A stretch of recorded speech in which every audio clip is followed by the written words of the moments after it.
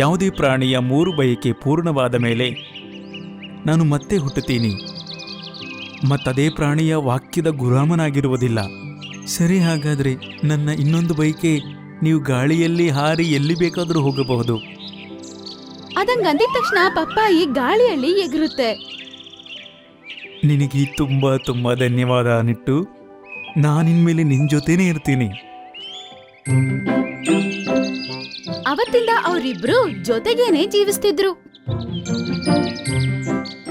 ಅವತ್ತಿಂದ ಮಿಟ್ಟು ಎಲ್ಲಾ ಜಂತುಗಳಿಗೂ ಪಾಪ ಸಹಾಯ ಮಾಡ್ತಿತ್ತು.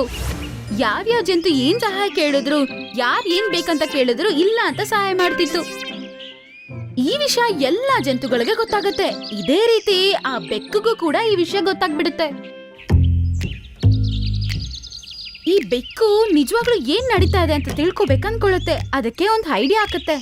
ಹಾಯ್, ನನಗೆ ಯಾರಾದರೂ ಸಹಾಯ ಮಾಡಿ. ನೀಟು, ಎಲ್ಲಿದೀಯಾ ನೀನು?